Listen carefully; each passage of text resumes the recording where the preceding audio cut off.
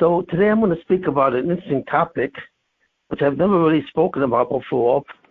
And I want to give you guys a much deeper understanding of what certain Giluyim are, certain revelations that come to tzaddikim and come to very high spiritually people.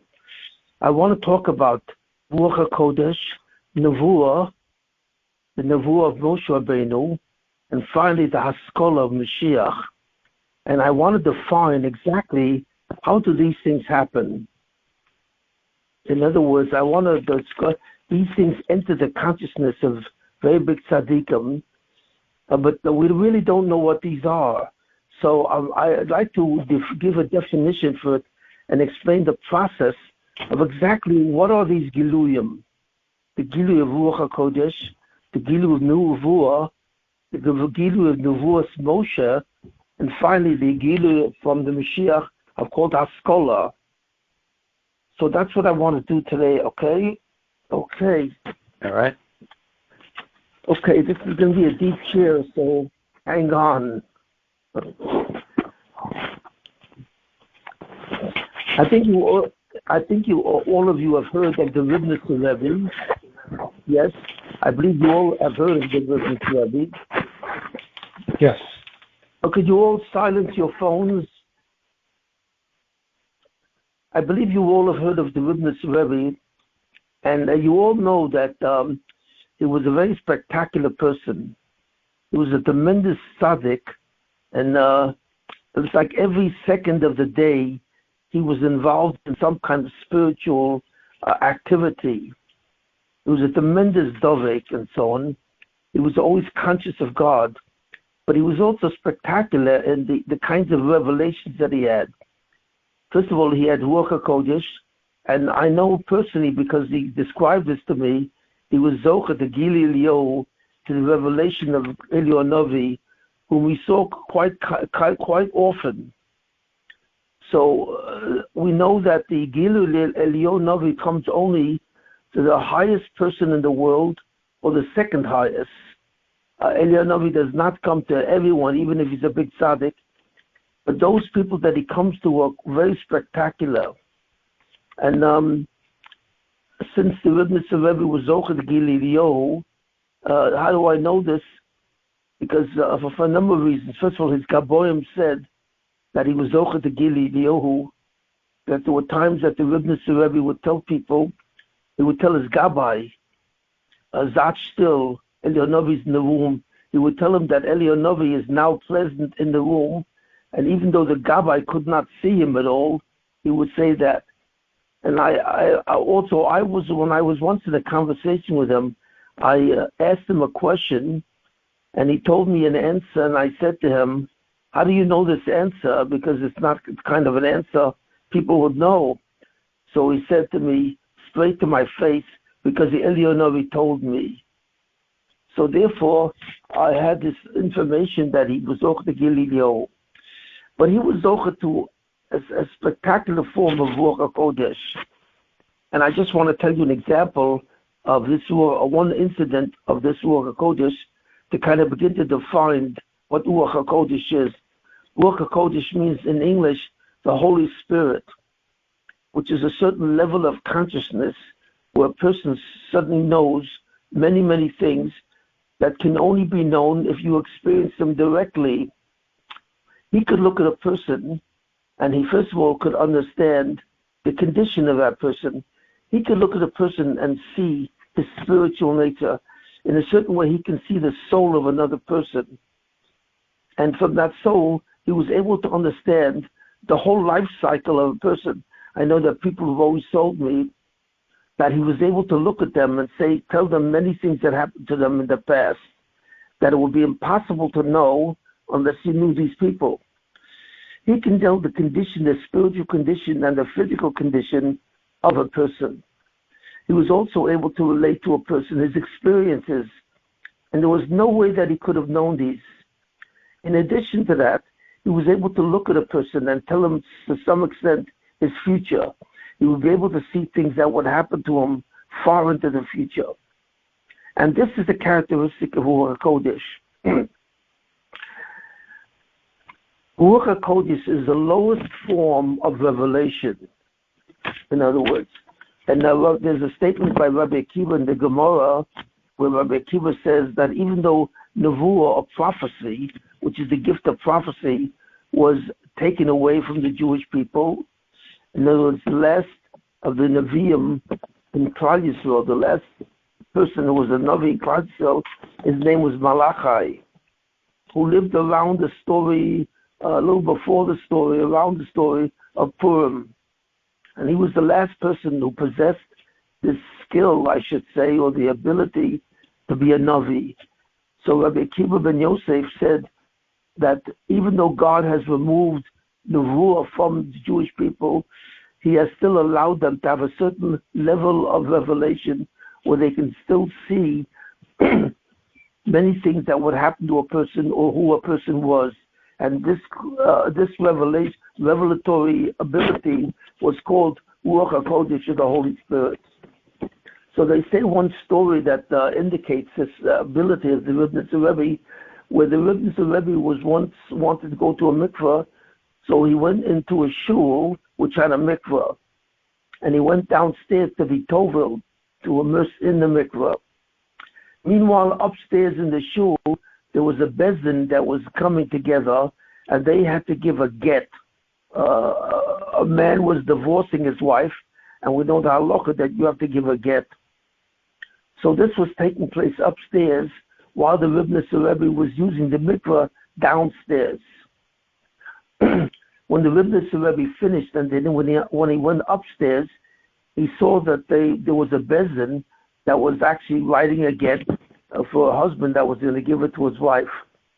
And suddenly he said to the members of the bezdin, "You can't do this. You cannot give this man a get for his wife." And they said to him, "Why not? This man wants to get," and so on. So he said, "Because I see in the future that this man and woman will have children together." I don't know if he meant one child or a number of children, but he saw that by Ruach HaKodesh that these people would still be married and have kids. So he said, "So because of what I see, I'm telling you that you cannot give this person a get." So the bezdin knew who the Ribnitzer Rebbe was, that he was quite spectacular in his Ruach HaKodesh, so they ceased the whole situation and they didn't give a get. And it turned out that a little while later, when the man was still married to the woman, he had another child, and so on. So the Ribnitzer Rebbe saw this in the future because he saw the Ruach HaKodesh. Another type of revelation that a person has is Nevuah. That's the revelation of prophecy. And what prophecy allows you to have is certain types of information, not so much personal experiences of people, but information about what's going to happen, future information about what's going to happen. And most of the time, that Nevuah concerns Klal Yisrael. A Navi, a prophet, is able to see in the future what will happen to the Jewish people. Like Yirmiyahu Hanavi saw the Nevuah that Klal Yisrael would suffer the destruction of the temple and many other things. Now, Nevuah was actually a great gift, but it was an unusual thing because the interesting thing that we know about Nevuah, it's not a miraculous thing, even though it's extremely unusual for a person to have Nevuah. But from the Gemara, we see that Nevuah was a gift that was in normal ways for the Jewish people. When a person reached a certain level of spirituality, if he reached a high level of spirituality, generally speaking, and he did certain tasks and certain performances, he would gradually develop the skill of Nevuah. So Nevuah, in a certain sense, was a spiritual skill that was obtained from a person by natural means. In other words, the souls of Klal Yisrael, the Jewish people, in biblical times, up to the story of Purim, up to the story of the Anshe Knesset HaGedolah, the people of the Great Synagogue, and so on, there were many people in Klal Yisrael who were Nevi'im. Now we know, for example, that there were Nevi'im because we have the books of these Nevi'im, from the Torah, from Nevi'im and Kessin. These are all books which were written by Nevuah. And there were about 24 Nevi'im. But the Gemara says that actually there were many more Nevi'im. In fact, the Gemara says that in the whole time of the first temple, until the destruction of the temple, Nevuah was relatively commonplace among the Jews. So the Gemara says actually that there were over 1 million Nevi'im. That's right. It means when you lived in biblical times, in really biblical times, in the time of King David, the time of Shlomo HaMelech, and so on and so forth, you probably lived next to a Navi. That's right. There were over 1 million people who had this gift of prophecy. So therefore we see that prophecy was not a miracle. Prophecy was actually endemic to Klal Yisrael. It was a gift that God gave to Klal Yisrael, and the gift of prophecy. And the main thing that you saw in Nevuah was the future. In other words, Nevuah, your prophecy would be able to tell you things about the future of Klal Yisrael, what was going to happen, or sometimes what would happen to a specific person. But Nevuah was much higher than Ruach HaKodesh. Nevuah was a much more powerful revelation than Ruach HaKodesh because you could see greater things from Nevuah. And the souls of the Jews at the biblical times were higher than the souls of Jews now. So therefore, we are unable to be a Navi, we are unable to prophesy, whereas in those days, it was common to be able to be a prophet if you was spiritually high enough. In other words, technically speaking, anyone could be a Navi if he was very high spiritually. That's what it says. You can acquire the gift of Nevuah, of prophecy, based on the spirituality of your soul. We know this because it says by Baruch ben Nuya, who's the main student of Yirmiyah, it said he was not a Navi. And the Gemara says that it was unusual because even though he was a very great tzaddik, very high spiritually, he should have been a Navi because his Rebbe was a Navi, Jeremiah the prophet. But the Gemara says that there were special reasons why he never reached that level, but these reasons were very unusual. In those, under normal context, he should have been a Navi, but he wasn't. So we see from this that Nevuah is quite normal and quite predictable and quite, anticipated if you are on a higher spiritual level. Now, one of the characteristics of Nevuah is that every Navi, also, when he became a Navi and he started prophesying, he would never be able to do it and be awake. Somehow he fell in a very deep sleep. It's called a Tardema. Every Navi, except Moshe Rabbeinu, went into a Tardema, into a sleep, or a very different absence of consciousness. And while he was in that state, which is similar to sleep, we're going to talk about that, he was able to prophesy, but he could not prophesy in a state which is consciously awake. The only exception to this rule was Moshe Rabbeinu. Moshe Rabbeinu was able to prophesy, and in a certain sense he was able to talk to God, because it says that Moshe Rabbeinu knew God mouth to mouth, and he can communicate with God even though he was fully awake. He did not have to fall into a tardema, into a sleep of any sort, and so on. So there's another madrega of Nevuah called there's regular Nevuah, and there's the Nevuah of Moshe Rabbeinu. In fact, Moshe Rabbeinu received the Torah at Mount Sinai through his special Nevuah. In order to receive the Torah at that time on Mount Sinai, you had to have a certain Nevuah where you could remain awake and see everything in prophecy. So this was the capacity of Moshe Rabbeinu. So therefore, this constitutes a special madrega of revelation. So now we see that the three revelations: Ruach HaKodesh, Nevuah, and Nevuah's Moshe. But there was one more category of revelation which nobody possesses, at least to the level of what do you call it, of this fourth level. And this fourth level is called Haschala. And what Haschala means it's really a definition. Haschala is a definition of logical means. The word Haschala means to understand.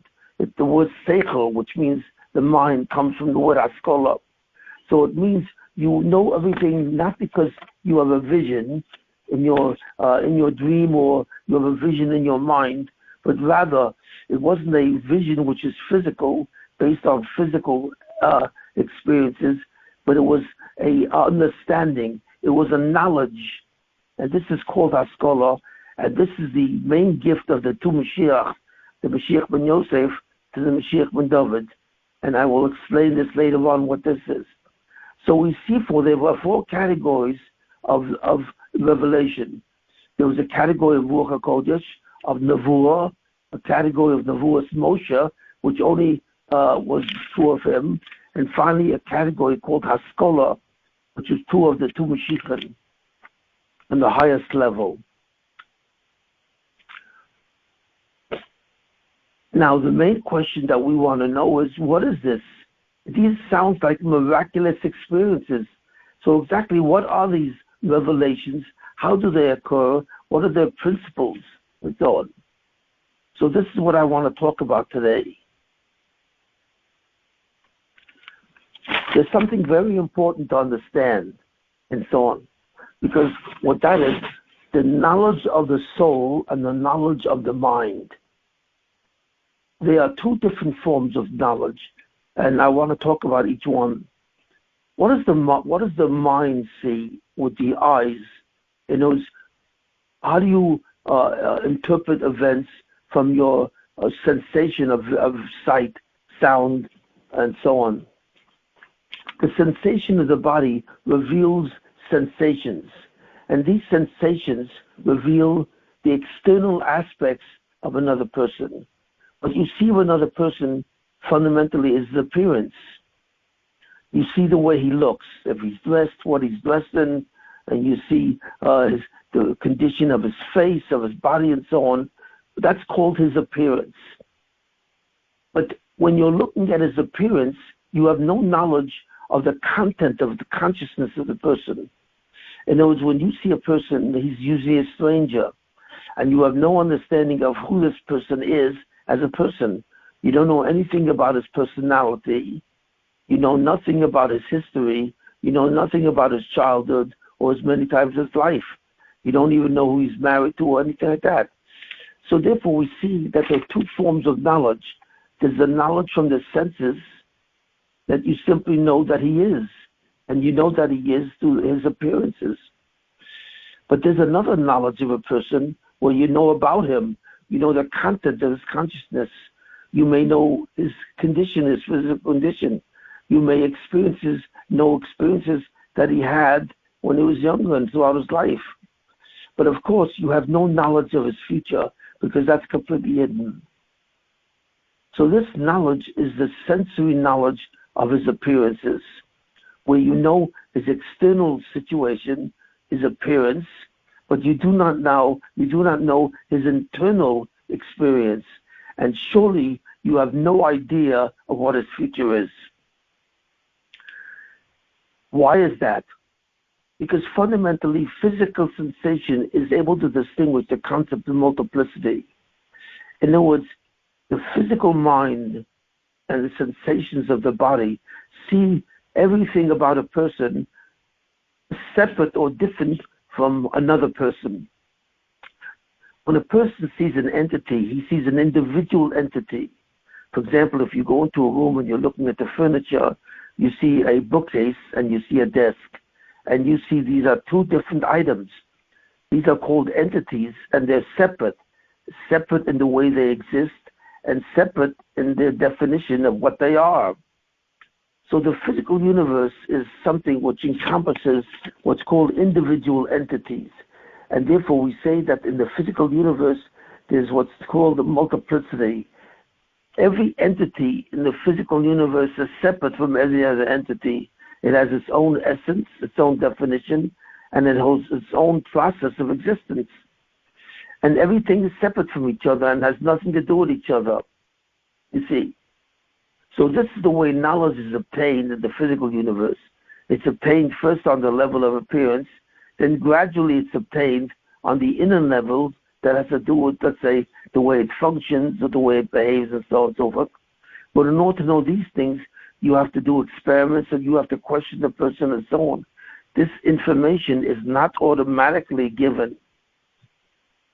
This is the knowledge that comes from multiplicity. This is the consciousness that applies to the mind. And the mind is an extension of the brain. The brain is a physical organ which supports an entity called the mind. And knowledge is contained in the mind in two steps. In the knowledge of how a person appears, which comes to him from his sense of sight and so on, and the knowledge of the experience of a person, his condition. And this comes from gathering the information through questions and so on and so forth. But we see that the body therefore contains consciousness, and the body comes from the self, which has an awareness of itself. But there's another form of knowledge which we don't know anything about. It is the knowledge of the soul. That's right. When two souls meet each other, what happens? What does one soul know about the other soul? We understand what one body knows about another body, or what a body knows about an inanimate object or plant or an animal, but we don't understand what is the knowledge of the soul. So what we see is that the knowledge when one soul sees another soul, he not only sees the appearance in his senses, which is not, they are not physical, they are beyond the physical sensation, but a soul does have a certain level of sensation where he detects the presence of another soul. And he detects that presence by a certain sensation, which we don't know. But what does he detect from that sensation? When he looks at another soul, he knows fundamentally almost everything about that other soul. That's right, merely by looking at it, he senses from that other soul that he sees. He senses its condition, its spiritual condition, exactly how high it is or how low it is, and so on, and how tahor, how pure it is and how impure it is. He can see all of this just by looking at the soul. He can see the complete condition of the soul as it exists. Not only that, he understands also all the experiences of that soul. He knows what happens to that soul when it was alive, when it was physically alive. He also knows what happens to that soul in the spiritual universe. So that's something he can see. So this is extraordinary. The knowledge of a soul is completely different than the knowledge of a body. Because when he looks at the soul, in terms of his senses that he possesses, he can see everything about this other soul without even asking him. He doesn't ask the soul another question. He can see this. It's part of his sight. It is called the sight of the soul. And this is extraordinary. So the question is, how can he do this? How can he know another soul or the experiencing condition of another soul without asking him a question? And the answer is because what he can see on the other soul is called connection. You see, in actuality, every entity in the physical universe is part of one single body called creation. We cannot see this because when we look at the physical universe, we see every entity as separate. It has its own properties and its own definitions. You see it. But in reality, every entity in the world is connected to every other entity, although we cannot see that connection. In fact, you're not only connected to every person in the world directly, but you are connected to every species of animal in the world. You are connected to every animal, to even insects. Exactly, we still don't understand how this works. You are connected to all the inanimate objects and all plants. So in other words, there's a deep connection to everything in the universe, in the physical universe, because everything in the universe is connected. So therefore what we say is that every entity in the physical universe is an organism. It's an organism. Now this is also true of the human body. Every cell in the human body has a certain consciousness, which is individuated and so on. And every organ in the human body is called an organism. And what is that? that means that they all know each other. There's no such thing as a stranger in an organism. Every organ knows every other organ and the condition of that organ and the experiences of that organ. How do I know that every organ knows every other organ?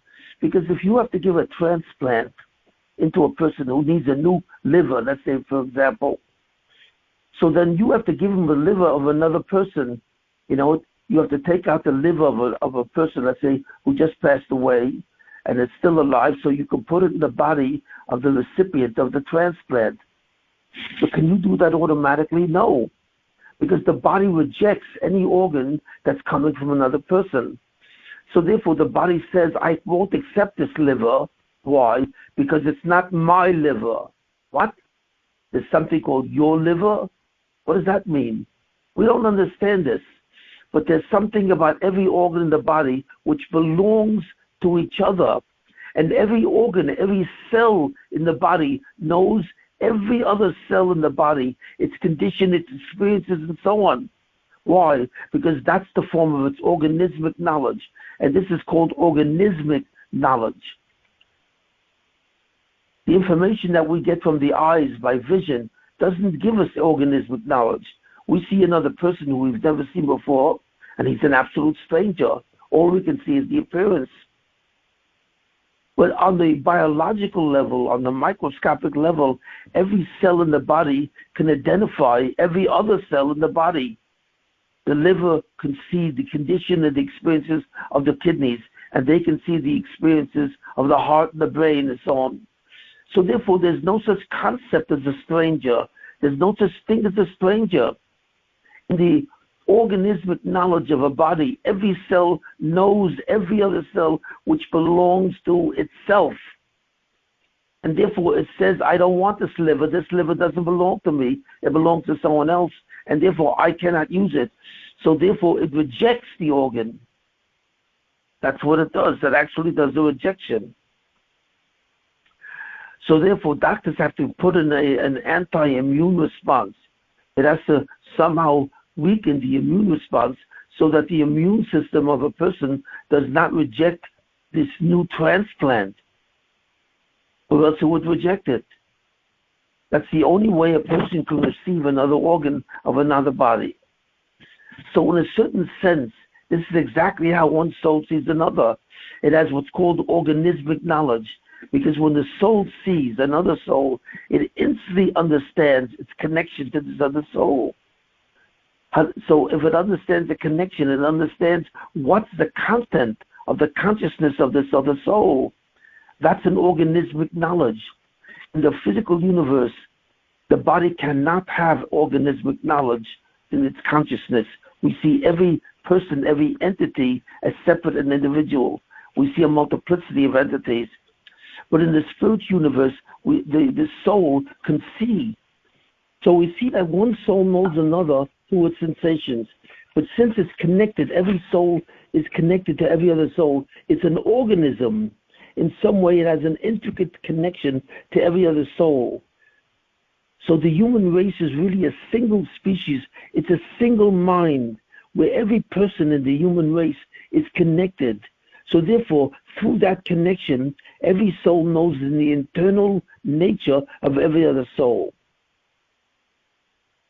So therefore, the knowledge of a soul to a soul is very different than the knowledge of a body to a body. So with this understanding of what the knowledge of a soul is, we can now understand what Ruach HaKodesh is.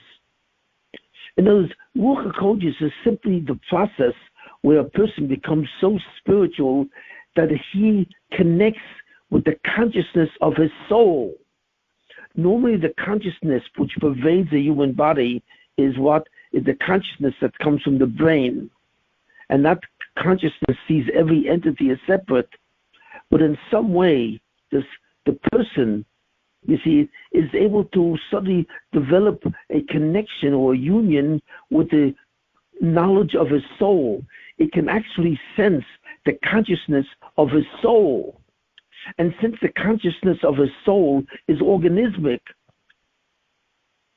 this consciousness is translated to his physical presence. So normally the physical presence, the body, does not know this information. It cannot derive organismic knowledge. But since the soul only sees organismic knowledge, if your body can suddenly grasp what your soul really knows about another person, then suddenly you can see the inside of another person. And that's what Ruach HaKodesh is. Ruach HaKodesh is nothing more than when the physical body obtains, the physical body becomes unified with the soul's consciousness to some extent. It doesn't unify totally with the soul's consciousness, because that would mean that the person would be dead. But while the person is physically alive, he can know what his soul knows about other people and other events. That's exactly what Ruach HaKodesh is. It's simply a movement of the consciousness of the person in his body to the consciousness of the soul that resides in his body. And suddenly he knows what his soul knows to a certain extent. So therefore he knows the conditions of the other person. He knows his experiences, and he can even know some cases of his future, which I will speak about in a minute. So the union of two consciousness together, the consciousness of the body and the consciousness of the soul, unify. And through that union, suddenly the person becomes knowledgeable about the consciousness, what's in the consciousness of his soul. So therefore, automatically, when he looks at a person with Ruach HaKodesh knows exactly the condition of the person, both physically and spiritually, and he knows his experiences. He has a grasp of the internal dimension of mind of that other person, because that is what his soul can do. So simply his body, the consciousness of his body, unifies and connects to the consciousness of his soul. So normally what is known only after death, when two souls are separated from their bodies, what's only known of the consciousness of death suddenly becomes known to some extent while the person is still alive in his body. So this is the connection. The soul knows the content of another person through its connection to that other person. And that connection suddenly becomes knowledgeable to the body, to the mind and the body itself. So there's a certain union between the mind of the body and the mind of the soul, which allows them to know somewhat what that is. And that's called Ruach HaKodesh. Now, how does a person obtain this? This is remarkable. How do you get to know what your soul is thinking? How do you get to know what your soul knows, which is called Ruach HaKodesh? And the answer to that is because of what's called the avoda. In other words, when a person is born into a body, he only knows what his eyes tell him, and so on and so forth. But all he knows is one simple fact. He's confused because he sees everything as outside of him. So he sees that he is an individual, separated from all other entities. And this means that his knowledge of God is similar.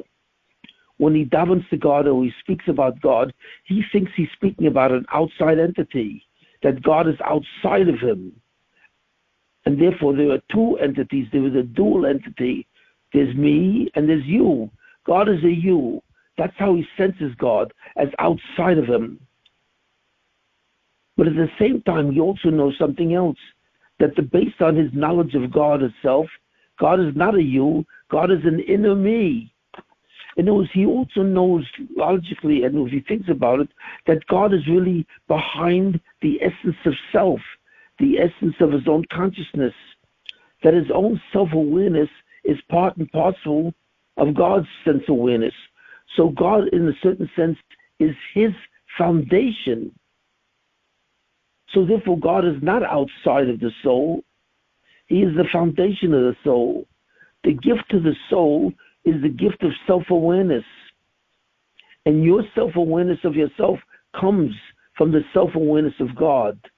In a certain way, God has given you that gift of self-awareness, so you know yourself just like you know God.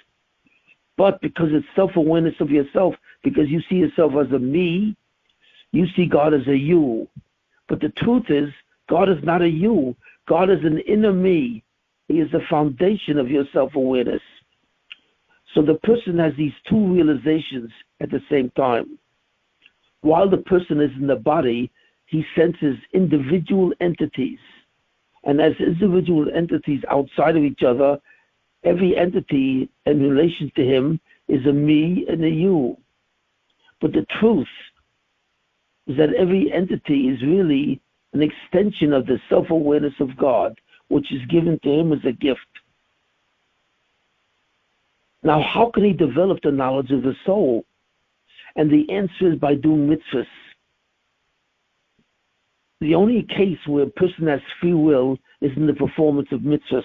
He does not have free will at all in any other case. Only when it comes to the possibility of performing a mitzvah, commandment in the Torah, does he have free will.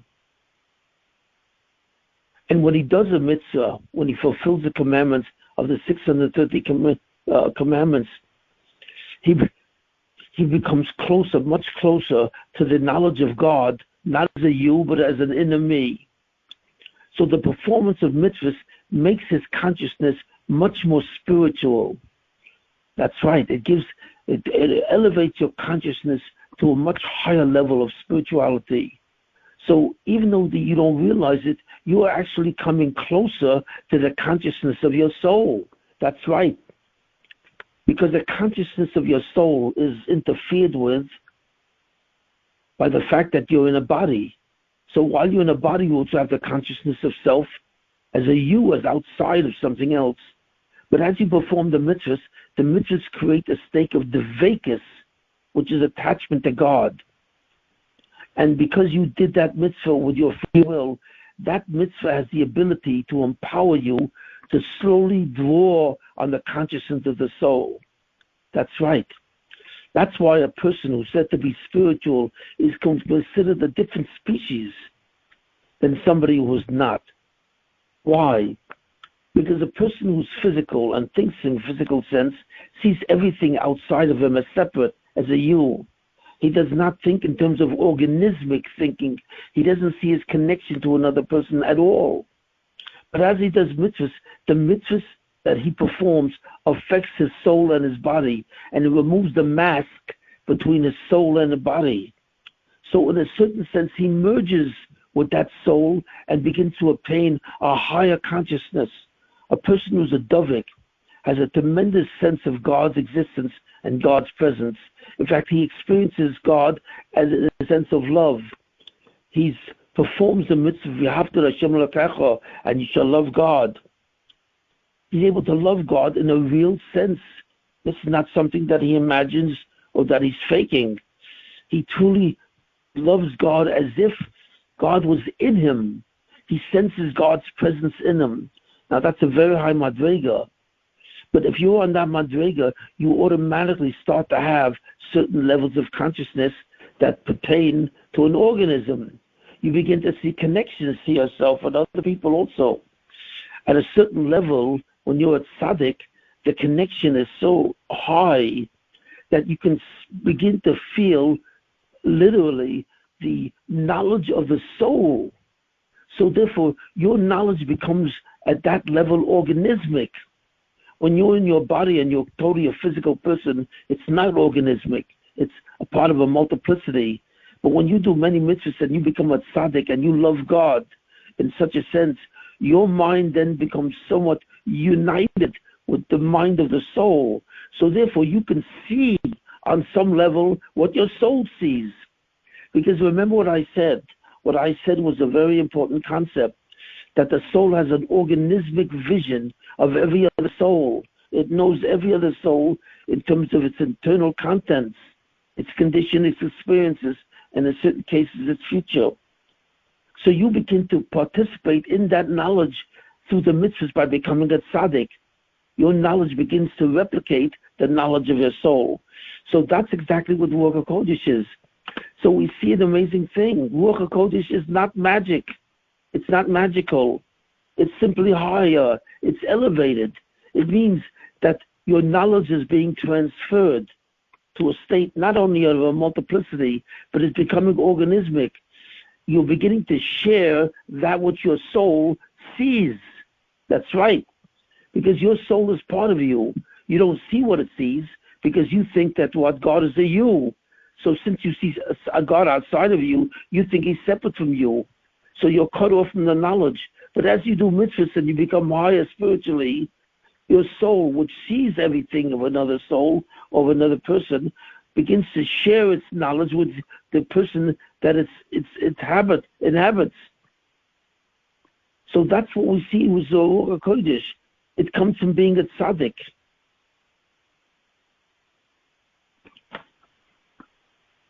So we see, therefore, that Ruach HaKodesh is not magical. It's quite natural. But it's the knowledge of a different part of him. It's the knowledge of his soul. But when the person knows it while he's physical, that knowledge, which comes from the soul, is called Ruach HaKodesh. It's called the Holy Spirit. And that's why the Torah considers a person like this as a different species. Because the mind of a person who's a Ruach HaKodesh is completely different from the mind of a person who doesn't have Ruach HaKodesh. It's like he's seeing a different universe. In almost case, in a certain way, it's compared to, it's like we all know that we can hear. We all know that we can hear certain frequencies, and that constitutes speech. But we know that a dog can hear other frequencies, higher frequencies. So sometimes a dog can hear something that we cannot hear. So the difference is in the apprehension by your connection to a higher level of frequencies. It's the same thing with the knowledge of the soul. When you're on a higher spiritual level, you're like a dog hearing much higher frequencies. That's the gift what's given to an animal. Humans don't have it. Or, for example, a shark. A shark can smell a drop of blood a mile away. That's right. It's incredible. He can actually smell blood, a small amount of blood, a mile away in the water. That's how good its sense of smell is. Now, we cannot do that. We don't have a sensitive form of smell, you see it. But a shark does, because it has a different sense. It's the same thing with the soul. We cannot sense what the soul knows. You know, it only knows that it itself is a soul. But the higher level you become, spiritual level, the greater the tzaddik you become, you start to sense what your soul senses. You share with your soul some of its knowledge. And the higher your Ruach HaKodesh, because there are many levels of Ruach HaKodesh, the more united you become with your soul, and the more involved, imbued you become with your soul's form of knowledge. So now we understand exactly that we see Ruach HaKodesh is really a natural event. It's a natural event because a human being is composed of a soul and of a body. And since he's composed of these two entities merged together, he's able to share the consciousness of either one of them. But in order to share the consciousness to some extent of the soul, you have to be a very great tzaddik. And you have to really believe and love God very much. So I think I've explained to some extent what Ruach HaKodesh is. What about Nevuah? What's Nevuah? Because we see Nevuah is greater than Ruach HaKodesh. So what's the capacity of Nevuah? Well, you have to understand what a Navi sees. First of all, what he sees while he's in his Tardema, like when he's sleeping, he sees images. What's activated in a Navi and a prophet is not his mind, but his mind in the form of images. There's what's something called the imaginative faculty. It's not the same as a thought. A thought is an idea or a concept. But what you see in your mind is the actual visual replica. In other words, you can picture, for example, your children or your wife or your friends. You can picture them in your mind because Nevuah is really pictures. It's a picture of a person or of an entity in your mind and so on. And the picture of a person in your mind is in a different faculty called not the intellectual faculty, but it's called the imaginative faculty. So suddenly your imaginative faculty pictures of some entity in your mind. But what is that picture? Well, that picture is called the Merkava. That's the picture of the spheres. So what happens is that you can go further than your soul. That's right. You can actually envision certain information which are contained in the spheres themselves. So you're beyond the information contained in your soul, because every soul is connected to the spheres. So suddenly you are connected now to the sphere, and you can see to some extent what's contained in the sphere. But what is a sphere? Well, a sphere is really a light. That's how it's characterized. It's an ore. And in that light is contained the fundamental hanhogas, chesedin and rachamim. When God created the universe, He created, when He made all creations, God created angels, the universe, all stars and galaxies and human bodies, and all living things and non-living things.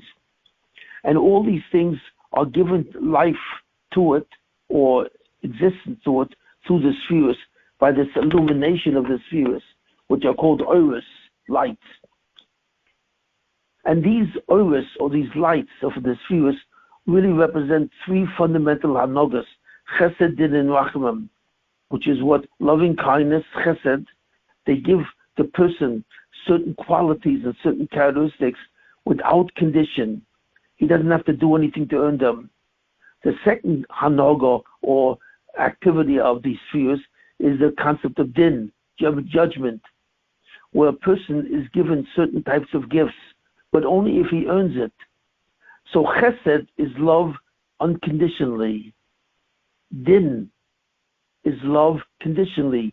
You have to earn it. So these are the two fundamental hanogas of the world. These two hanogas, or these two supervisory activities, are subject to every person in the world.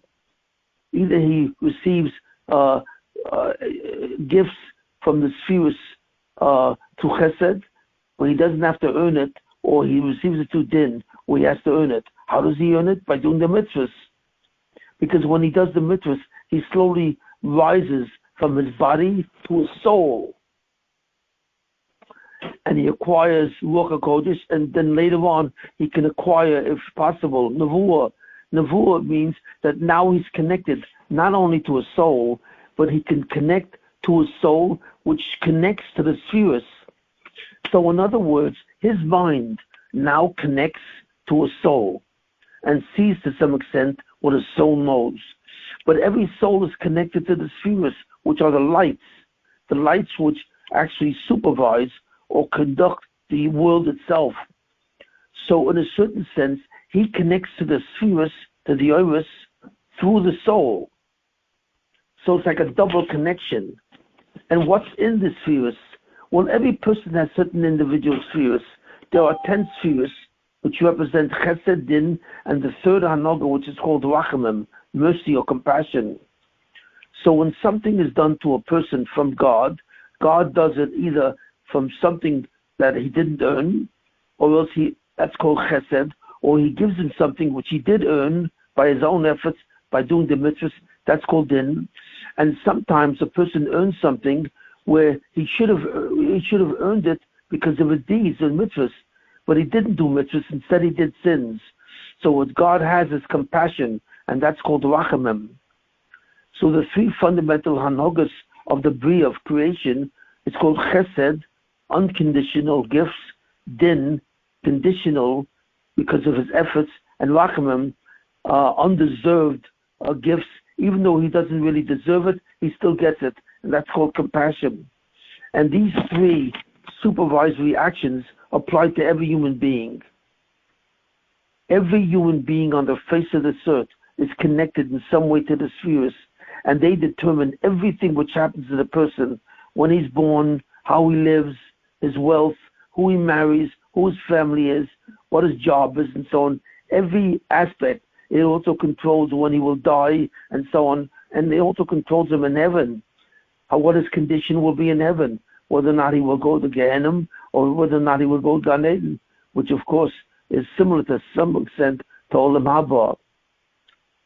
So the complete character and destiny of a person is modified, or should say controlled by the spheres. So Nevuah is a form of revelation where a person is connected to a soul. And not only is he connected to the information in the soul, but he's connected to the soul's connection to the spheres. And therefore the revelation that he gets is much higher, much greater than normal. And he can see the information in these spheres. But this information comes to his mind, to his consciousness in the form of images. So therefore he sees physical images of what occurs in the spheres. The information that the spheres have about him or about the future or about other people. The information, for example, what's going to happen to Klal Yisrael, what will happen to the Jewish people are in the spheres. Because since the spheres are the lights, the illuminations that affect the destiny of Klal Yisrael, the Jewish people, and the destiny of the whole world, because he's connected to certain spheres, so is the connection to his soul, he's able to see this information, in his mind, in the imaginative faculty.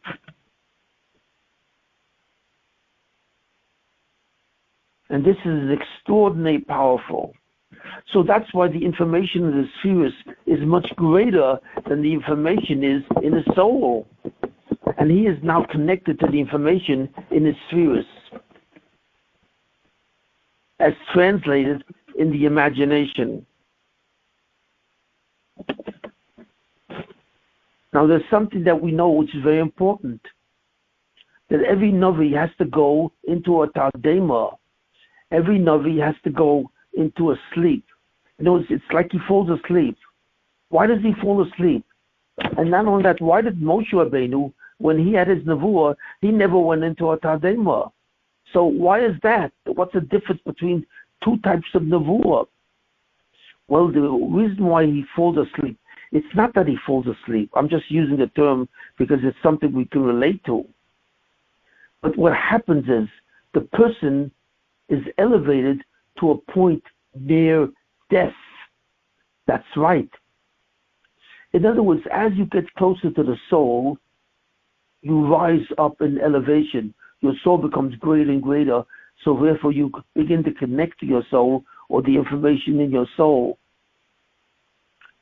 But there's a point when you connect to your soul where suddenly you're outside of your body. And that's death. When a person dies, his soul separates from his body. And therefore his soul is now outside of his body, so to speak. And that's why he knows an organismic knowledge.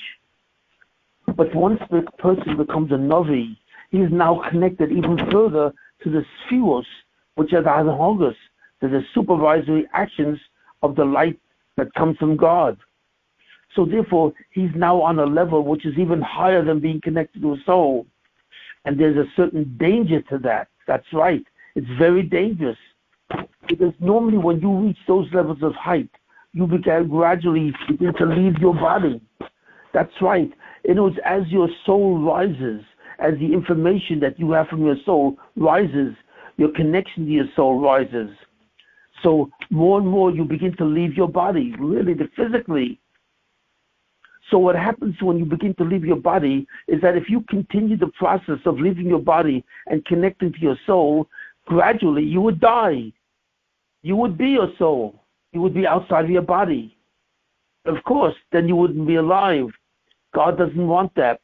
So he wants you to be able to connect to the spheres through your soul without leaving your soul. So that's why the person, instead of dying, goes into a tardema, a certain deep sleep. But he's not sleeping. He develops a form of consciousness which is near death.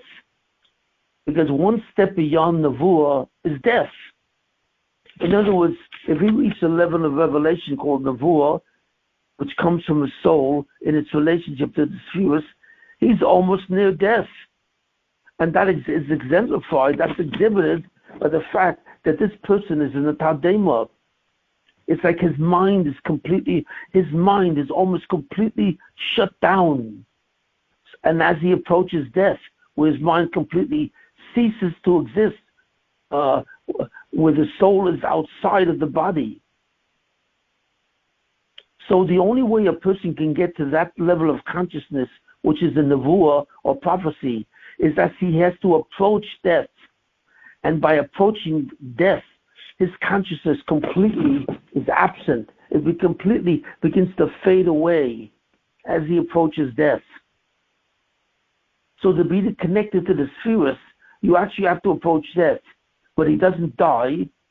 Instead, he sees the light in his mind, and he sees the light in the Taudema in a deep state of absence. So the Taudema, the conscious state, which is true of Nevuah, is simply a conscious state where the person has a tremendously reduced level of consciousness, or rather physical consciousness. It's reduced to such an extent where you're almost near death. So therefore you can relate to the spheres. So he's therefore seeing a ratio, the ratio of where your consciousness exists in your physical body, the ratio of where your consciousness exists in the soul, and finally the information where your consciousness can connect to in the spheres. So when you're in Nevuah and your consciousness is connected to the spheres, your consciousness connected to the soul is almost complete. And therefore your consciousness in your body is tremendously reduced. So that's why every Navi always had a Taudema. They could never experience Nevuah or the connection to the spheres by being connected to the soul. They could never do that while they were awake, because they had to simply relinquish, they had to abandon the physical consciousness of the brain in order to connect to the spheres. What's the advantage of having Nevuah by being connected to the spheres? The advantage is in terms of the information that you know. Because in Ruach HaKodesh, what you know information, Ruach HaKodesh will give you fundamental information of people, of their lives and their destiny. So what I'm saying, therefore, that the experience of a Navi is that he's connected to a soul, and through a soul he's connected to the spheres. But when it's that high and that elevated, in other words, it means that he has to begin to disconnect from his body, from the consciousness in his body, in his brain. So that's why he enters a Taudema, which is really the absence of consciousness, or the reduction of consciousness from his body, to increase his consciousness close to a soul. So now we understand why regular Nevuah needs a Taudema.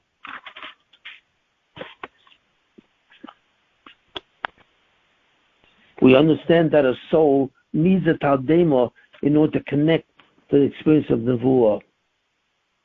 Now the next question is, what about Moshe Rabbeinu? How was he able to be awake? This is extraordinary. First of all, the first reason is why was he able to be awake?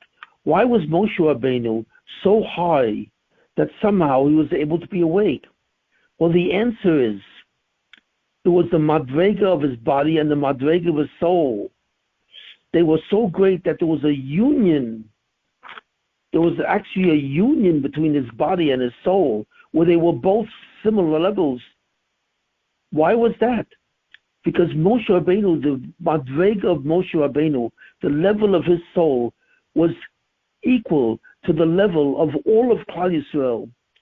There were 600,000 souls in Klal Yisrael. And all those souls, when combined, equaled the soul of Moshe Rabbeinu. That's right. The soul of Moshe Rabbeinu was a Messianic soul that was so exalted that his soul was equal in intensity and spirituality to the combination of 600,000 souls. This was absolutely remarkable. And at that level, that height of spiritual height, his body, his soul, was completely unified. So therefore, since he was similar in life as he was in death, in other words, to be alive was almost similar to being dead. So therefore, he can be in his body with the mind of his body and be with the mind of his soul at the same time. And therefore, why? Because of his great height of his soul.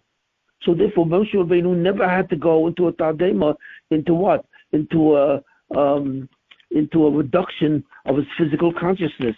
It was not necessary, because it was able to be on the same level, come out of his soul. So therefore, there was a union of Moshe's body, his soul, and so on. So therefore, he was always awake.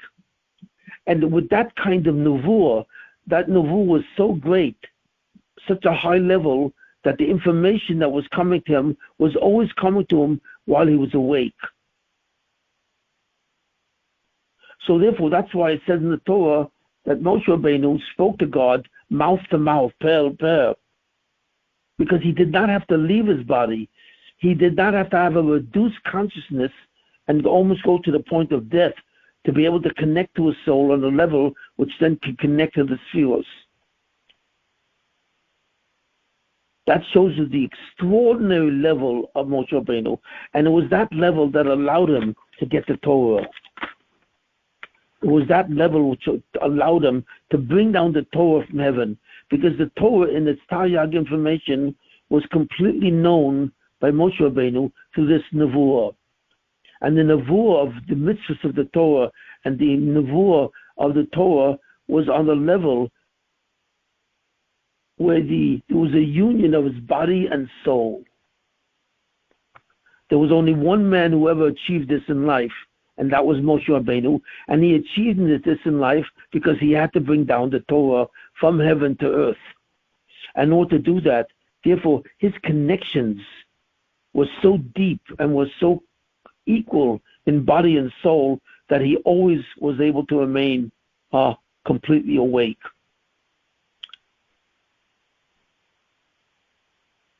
Whereas the nevuah of the previous Nevi'im all had to go into a tardema, into an absence of consciousness, almost to the point of death, because the Torah that they knew was nowhere equal to the Torah that Moshe Rabbeinu knew of the 630 mitzvahs.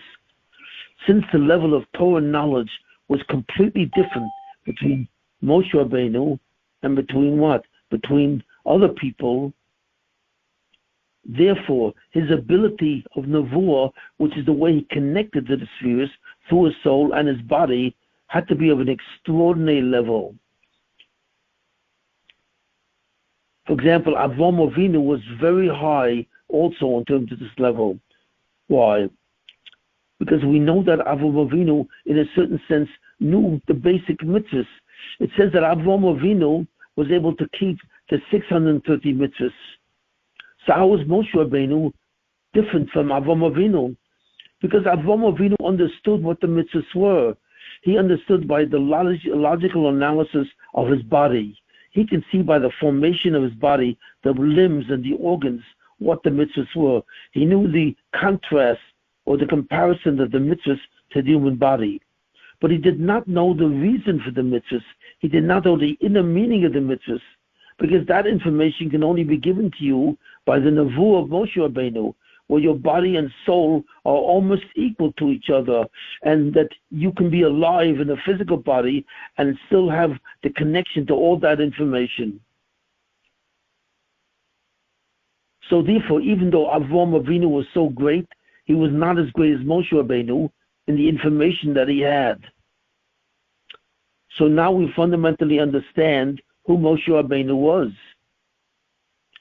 So finally, we have the last level of revelation, and that revelation is called Haschala. And in its form, the Haschala of the two Mashiach, the Mashiach ben Yosef and the Mashiach ben David, and also the Mashiach ben Don, is so high that it's totally unequaled by all humanity. So what do I mean by that? There's a pasuk in Yeshaya that starts off describing the Mashiach, and it describes all three of them. It treats the mind of all three of them in a certain way and somewhat equal. And what does it say? Hine Yaskalavdi, behold, my servant shall become wise. Why does it say this about the Mashiach? because the Mashiach fundamentally is a suffering servant. He suffers in a certain agony in order to keep Klal Yisrael alive. When Klal Yisrael sins, the attribute of justice then comes down on them and starts to judge them. But the concept of justice is very severe, because a sin means that you reject God, you defy God. So in a certain sense, it's physically compared to unplugging yourself from a socket. And we all know that when a lamp is unplugged, the sunny light goes out. So technically speaking, when a person sins, like the first sin of Adam Rishon, he unplugged from God. And it's impossible to exist without being plugged into God. Because it is the power of God which gives us existence. And when you unplug by rejecting his commandments or rejecting his will, you've unplugged yourself, and therefore you should be annihilated. You don't die, you're annihilated. You completely go out of existence. The only reason why you don't go out of existence is because of the attribute of mercy and compassion. And that's what compassion does. It saves you from annihilation. That's literally what it does, and so on. So one of the ways that it's allowed that the attribute of mercy, the compassion, is able to save you from annihilation, is that God shows certain souls that have to experience suffering. And when they experience suffering, that suffering is considered a credit to Klal Yisrael. Why? Because the Mashiach is an organism with the Jewish people. He's an organism also with humanity. So as part of the intricate organism, his soul is equal to the souls of all humanity itself. That's right. The soul of the Mashiach, whether it's Mashiach ben Yosef, or Mashiach ben David, or Mashiach ben Don, whatever it is, the soul of that person is equivalent or as intense as the souls of every human being that was created, or at least every human being that exists at the same time as the Mashiach does, each one in a different generation, because every generation of humanity has a Mashiach. So that Mashiach is equivalent to all the souls of his generation. That's how high he is. Why? So that he has to suffer and be in agony, and by being in agony, he is able to allow God in the spheres to have the attribute of mercy. Were it not for that, all of humanity would instantly be annihilated. So his existence allows for the existence of Klal Yisrael and all humanity. If not, they would all be annihilated by the attribute of justice. And this is a very powerful principle that few people know. So that's what it means. Suddenly the Mashiach will actually exit this aspect of suffering. That's right. Because there's a purpose to his suffering, to allow God to be merciful on all humanity. And it's only through his suffering, his unique form of suffering, that allows this. But there will come a time when he has to arrive in the world in a healthy state. So therefore, he will leave this episode of agony, and he will become suddenly a normal person. Well, and then what? And then he will begin to arise. In other words, he becomes wiser and wiser and wiser. So he gains intelligence, he gains information, he gains revelation as he leaves the suffering. And we have said that he leaves the klipos, he leaves the domain of the negative energy. And that term is referred to as Hine Yaskalavdi, behold my servant shall be wise. He will leave the negative domain and enter the positive domain and become wise. In which he will accumulate tremendous revelations. So the pasuk, the verse, describes these levels of revelation.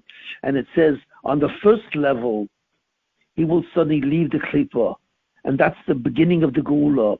On the second level, he leaves the klipas, the negative energy, and is greater v'yoram. It says that he shall really rise. V'yoram is to rise, and he shall rise, and he shall be greater than the madreg of Avraham Avinu. He will be greater in wisdom than Avraham Avinu. And he will continue to rise even further. And on the second level of that, with Nasa, he will be carried In other words, he will be so high that he will be carried by all the spiritual forces in heaven.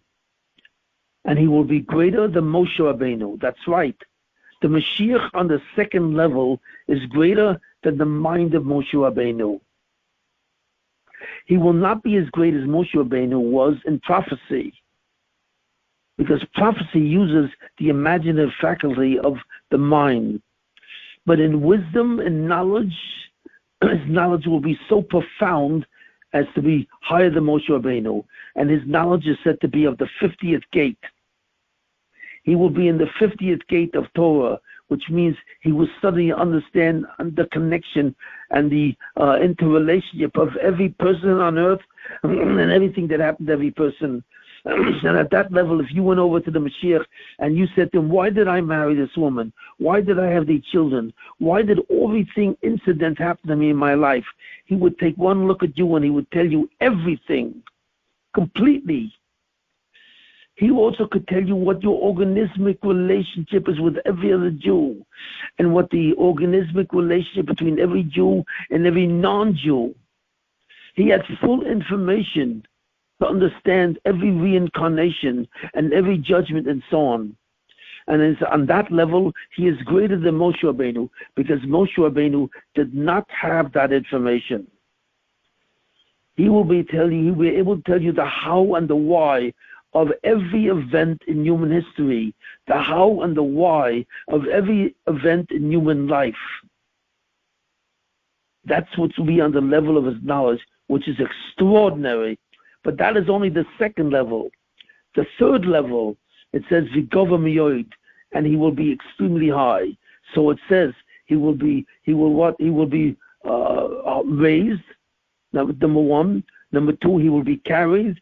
And the third level, he will be higher than anything, every entity, every piece of knowledge out there. And what Chazal say in terms of that, he will be higher than the angels. What? That's right. He will know more information than every angel in heaven. And every angel, even on the highest levels. So the highest level angel, his name is Matat, or Metatron. And that was formerly Chanoich. He is the highest Malach of all, and that's why he's called a Sar upon him. But the knowledge of the Mashiach, while as a human being, and mind you, this means this is not the Mashiach after he dies, because the Mashiach doesn't die. And even though he's alive and well, he will know more than Avram Avinu, he will know more than Moshe Rabbeinu, and from his Haschala, the type of information he has, he will have revelations of even the purpose, the nature, and so on, of every angel in heaven. So therefore, he will be above everything. Every entity that has ever existed, he will be higher than them and have an understanding of the high and the what of everything that happened in the universe. This is extraordinary knowledge. So therefore, he will be the closest man who would have the knowledge of the spheres themselves. And how will he get that knowledge? Well, from his soul. His soul will be so elevated to have that knowledge, which while he's in a body, because he doesn't die, but while he's in a body, he will have all of this information. So he will have information which is higher than the Malach HaShoros itself. So he will be the wisest man who has ever lived and whoever is possible. And with that information, he will bring the redemption. He will bring the redemption from the Klippas, from the Zoyam or from the Tumah of the world, and also as the Mashiach ben Yosef and the Mashiach ben Dan, and he will be redemption also from the Yetzer itself. The Mashiach ben Yosef will bring the redemption from the Tumah of the world, the evil of the world, or the Zoam of the world, and the Mashiach ben David will bring redemption from the Yetzer Hara, the beginning of the redemption from the Yetzer itself, as the soul approaches Olam Haba. And this level of revelation is called Haschala, understanding. So therefore we see all the levels. We see Ruach HaKodesh, Holy Spirit. We see Nevuah, prophecy, which has in it the concept of a Taldema, an absence of physical consciousness, almost to the point of death. And we see the Nevuah Moshe, which is even higher, which occurs when the body and the soul are almost equal. That's why Moshe Rabbeinu was called Ish Elokim, Chatzi Ish, Chatzi Elokim, half man and half God. But finally, the greatest information and revelation will come to the Mashiachim, the ones who will redeem the world from the Tumah and from the Yetzer Hara to go to Olam Haba. So therefore we see that there are four levels of revelation. And only the three levels, the lower three, were experienced by normal human beings, which is Ruach HaKodesh, Nevuah with a Taldema, regular Nevuah and regular prophecy, super prophecy of Moshe Rabbeinu, where he didn't even have to lose his physical consciousness. And finally, the final revelation which is really non-human, because it's above and beyond everything that exists, every entity, even the highest malachim, Matat, does not have this revelation. So fundamentally, we begin to understand what this concept is, what Klal Yisrael once had and what it once lost. And when the Mashiach finally comes and the Geula is here, Klal Yisrael will be restored to the first two levels of revelation. Everyone will have Ruach HaKodesh and everyone will have Nevuah. We will again have those two levels.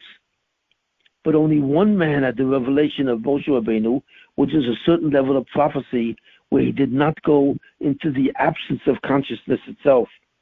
And finally, the consciousness of Mashiach will only be had by the Mashiach themselves. The Mashiach ben Yosef and the Mashiach ben Don and the Mashiach ben David.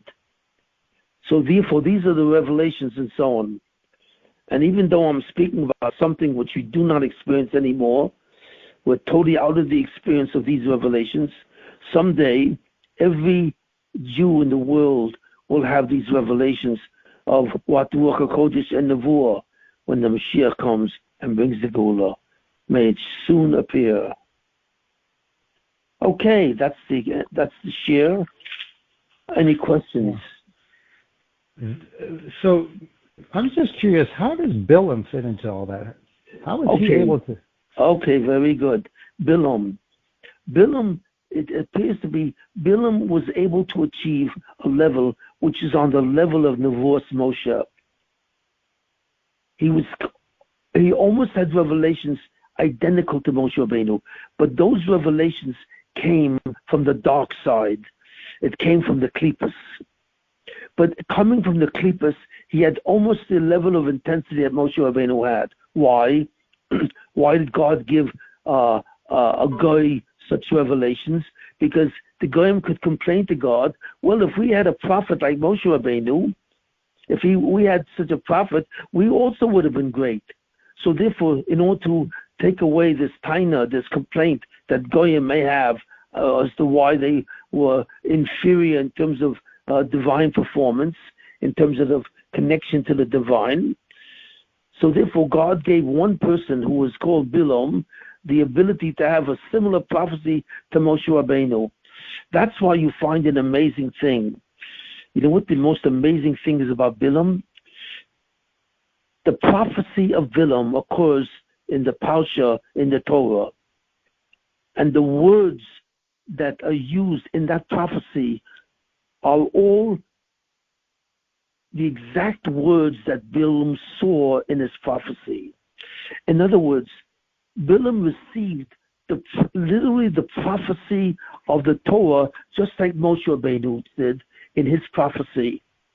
When Bilam prophesied about the Jewish people in the Parsha and the Torah, what talks about the prophecy, he's using the words of the Torah that are coming straight from heaven, literally from heaven, and therefore requires, in a certain sense, a certain capacity that was almost equal to Moshe Rabbeinu, but from the dark side. Whereas every other prophet who prophesied, those words that he's using are in prophecy, but they are not on the level of the Torah that comes from heaven. They are on the level of the Torah that comes from heaven down to earth. And the words that are used are those words down to earth. But Moshe Rabbeinu's prophecy is the actual words that refer to the mitzvahs and everything in it from God himself. And the only other person besides Moshe Rabbeinu who had that ability to actually use the prophetic words in the Torah on the level of Torah min hashamayim, but only from the dark side, was Bilam, so that the Goyim could not have a taina that had they had someone as great as Moshe Rabbeinu, they would have also been successful.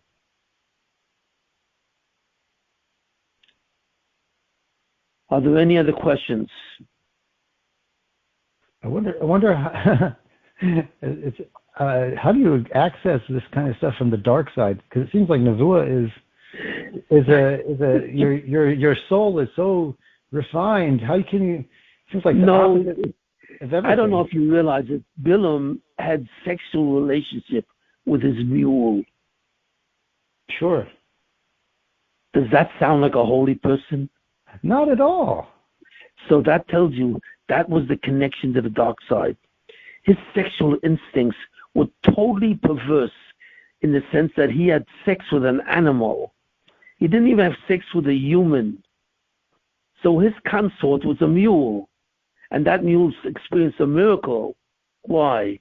Because since it was owned by Bilam, that mule was on a very high level. It was much higher than the level of a normal animal. That's why that animal spoke.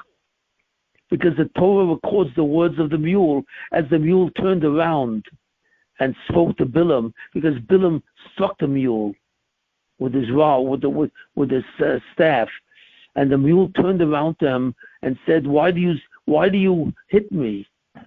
So this is the only animal in all of creation that actually developed the power of speech. That's impossible for an animal. But he developed the power of speech and actually spoke the words to Bilam. And why was that? And I believe that because it was Bilam's mule.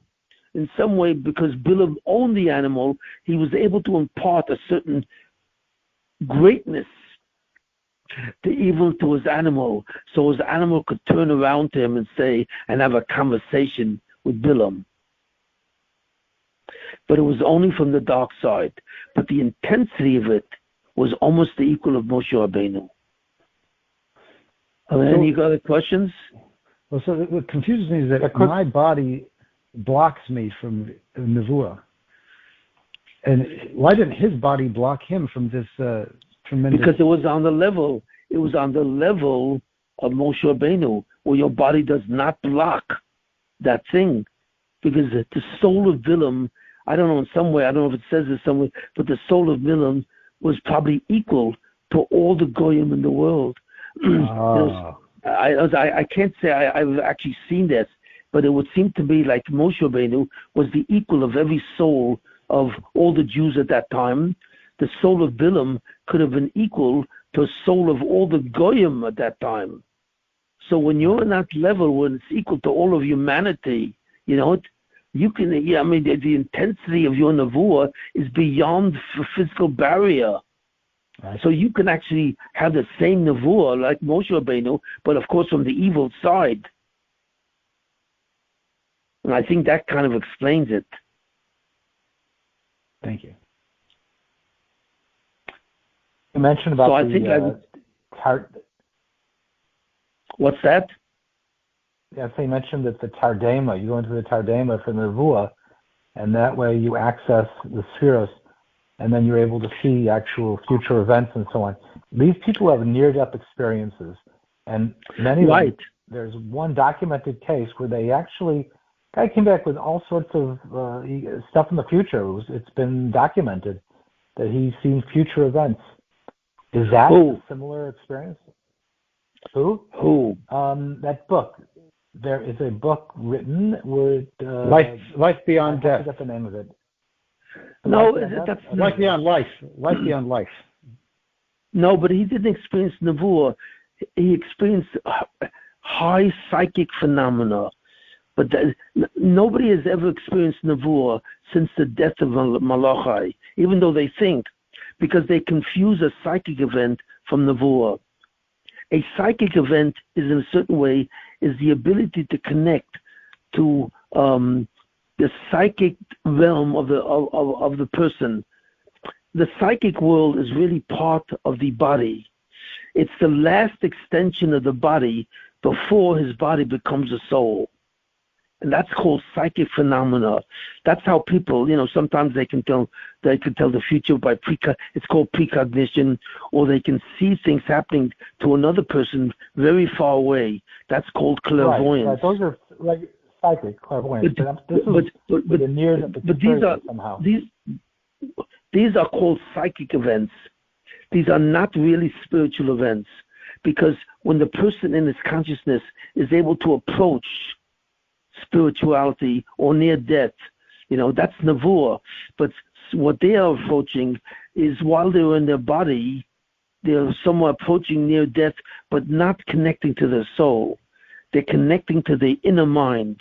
And what exactly is the mention, I really don't know, but I believe that psychic events are still within the physical world, but they're at the edge of the physical world. Whereas we, normal people, can't even experience the edge of the physical world, and so on. We are simply located in the physical world, and therefore we don't have prophecy, and most of us are not psychic. Okay. So I believe that it's an important piece of information, that psychic people are not spiritual, even though they may think they're spiritual, they may think they have prophecy, but they don't even have Ruach HaKodesh, really.